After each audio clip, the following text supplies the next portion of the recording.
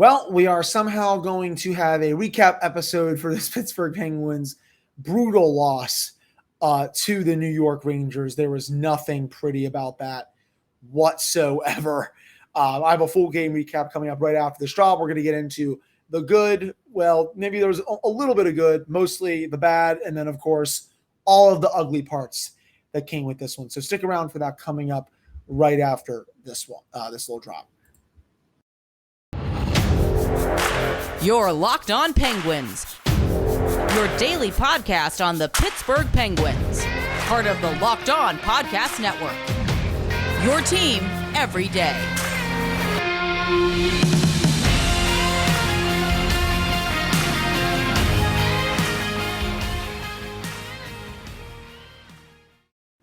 Hello and welcome to another episode of the Locked On Penguins podcast. I am your host, Hunter Hodes. Remember to follow me on Twitter at Hunter Hodes. You can also follow the show's Twitter at LO_Penguins. So let's have some fun. Why don't we?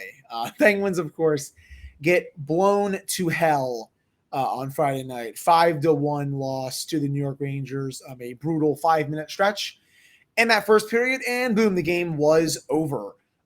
Just an awful start by the Penguins. They kind of started to play a little bit better after. It looked like Danton Heinen was able to make it 3-1. If that goal stands, who knows what happens. That did not, and then the Rangers able to make it 4-0 before the Penguins make it 4-1, and then of course Andrew Kopp gets, I believe that was his first as a Ranger, 5-1 in the third period. Really, there was nothing to like about this, and I saw some really weird takes from some really interesting people on social media. I really did not understand why people were just saying that. If I can fix my camera here and move it a little bit. There we go. Almost like now it's like centered a little bit. Sorry about that. I really don't understand why so many people say, well, I'm tired of watching this team. This happens on an every week basis. And the take that I'm talking about, I'm not going to say what account or which account this is if my phone wants to unlock here. But this person said, the Penguins are so hard to watch.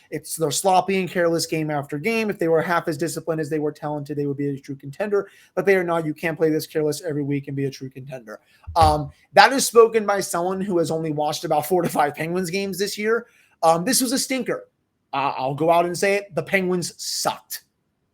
I mean, if you disagree with me, go back and watch the game. This was probably the worst game they've had.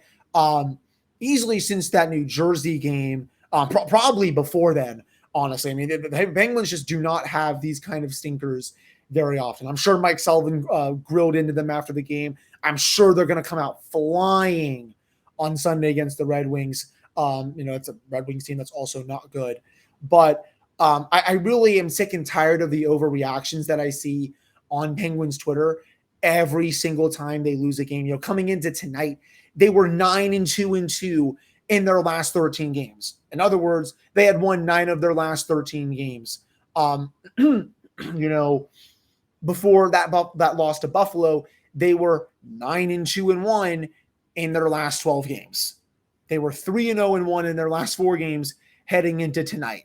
They are 6 wins away from getting 100 points this season. There are 16, 17 games left. The Penguins could literally go 6-10 down the stretch and hit 100 points and make the playoffs. I understand the goal is to be a lot higher than making the playoffs. But right now, they have a 20-point plus lead on a playoff spot. The Islanders they have games in hand, but they have to go basically 20-0, to even have a realistic shot of getting into the playoffs. Washington won again tonight. The Blue Jackets, I know, dropped a point. But at the end of the day, this team is fine. Was it a bad loss? Yes. Did they get blown out? Yes. Is it the end of the world and the sky is falling? No. I think people just need to, grasp the reality of the situation. I know the Penguins have been playing lights out hockey for the most part since, early December, all of January, obviously. February cooled off a little bit, but started to heat up. March has been a mostly pretty good month by the Penguins.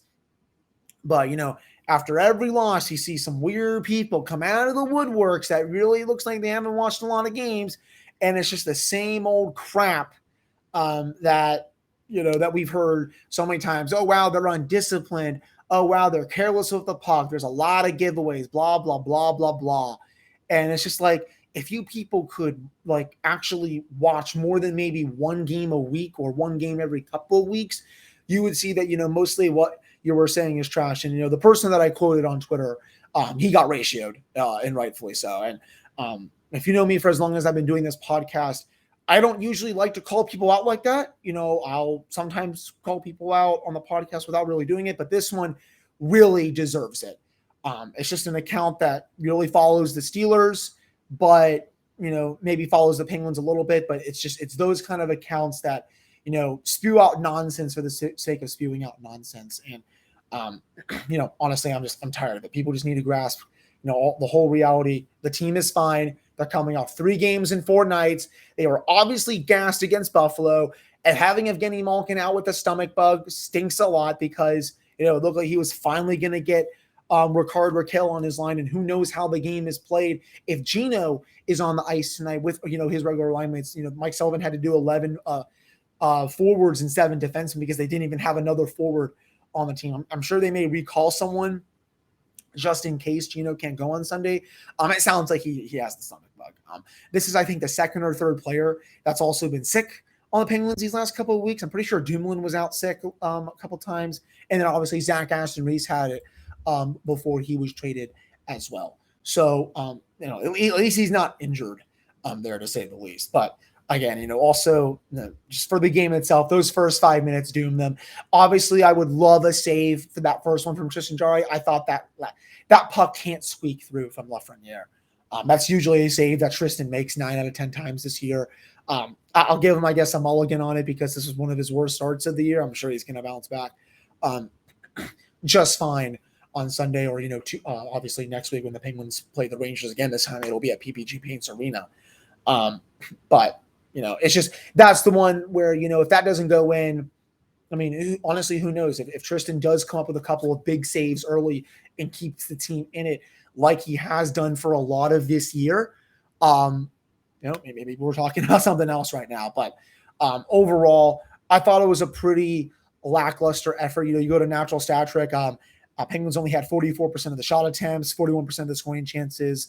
High danger, they only had 33% of those, 37% of the expected goals for. Just a truly gross performance from basically everyone on the team. If there was a positive, I guess it's Jeff Carter scoring. Or honestly, I'll say Kasperi Kapanen. So I'm going to get to them a little bit in the next segment. But, those are the only 2 big positives tonight. And, good teams beat good teams. That's what happens at the end of the day. Remember, a few weeks ago, Pittsburgh goes into Tampa Bay and absolutely lights them up. John Cooper gets kicked out. Penguins absolutely destroy them like they did in opening night. So teams have bad games sometimes. So the Penguins also just whooped Columbus's butts the other night 5-1. And, that's a team that's, give them a little bit of credit. They've stayed kind of outside the fence of the playoff picture, but there has to be at least one 9th place team, but they've exceeded a little bit of their expectations this year. So the Penguins, they just kicked their butts, and now of course they just got their butts kicked. Season series is 1-1 right now.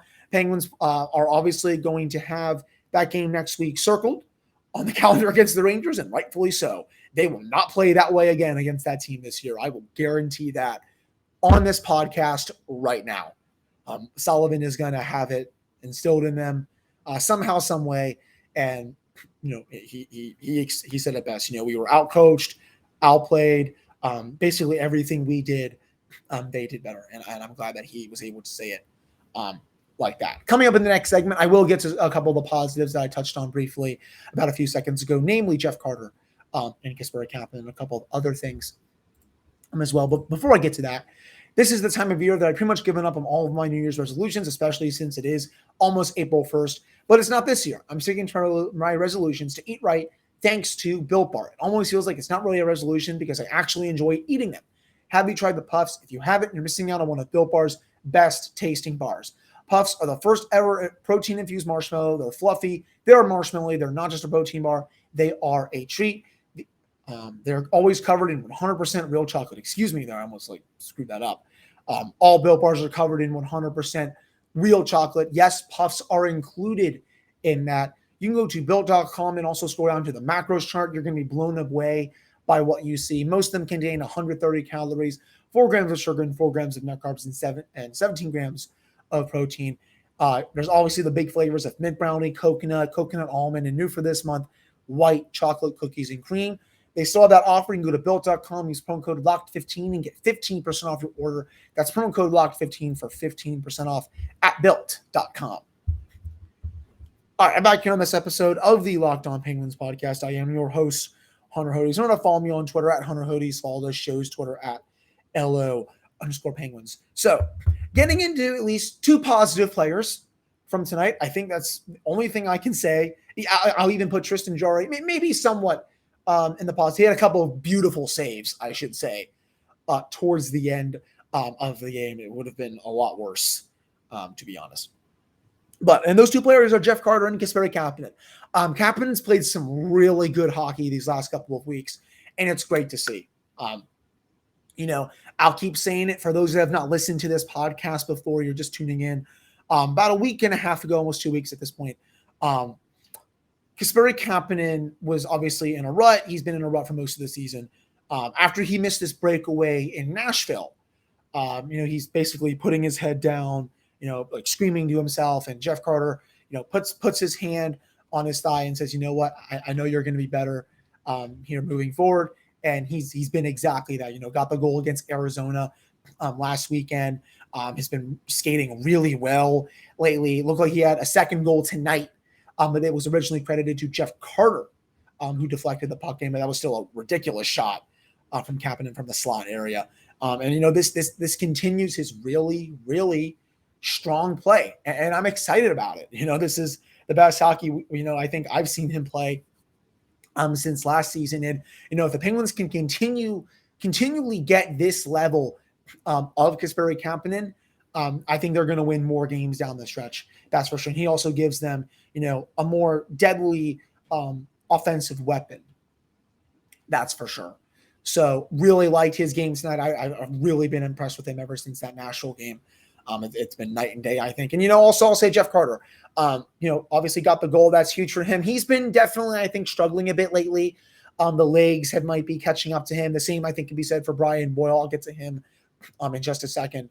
But I did like how he was playing towards the end of the game. And yes, I somehow was still watching towards the end of that game. And yes, I also am a sicko and part of the sickos committee. I'm not sure if for all you that are on social media, you follow that account.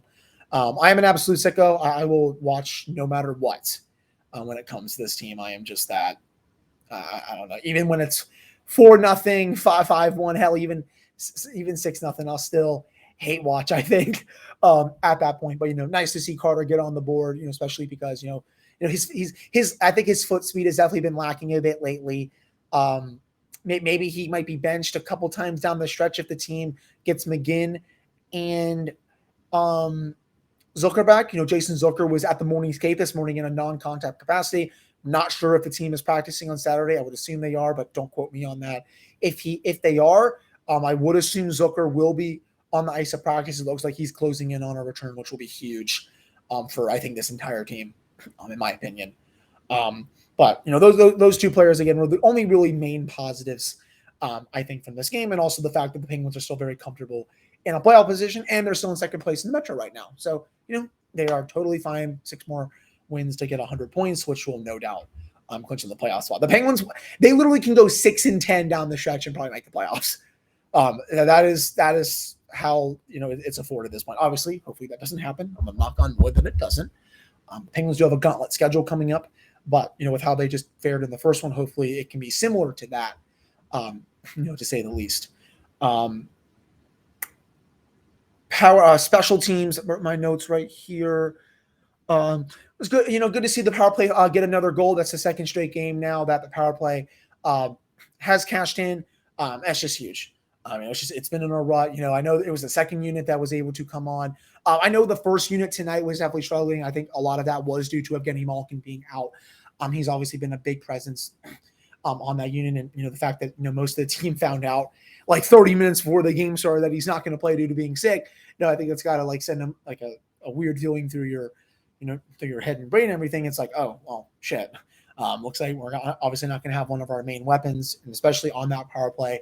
And I like Evan Rodriguez. I think he's had a fine year, but going from Malkin to him on that top unit, that's not good. And the Penguins, there was a golden opportunity in this game. They're down 3-0, first period, about 4 or 5 minutes left. They get a double minor. So in theory, you could score 2 power play goals and cut it to within 3-2 going into the second brand new ball game. I know it's Igor Shesterkin, best goaltender in hockey this year.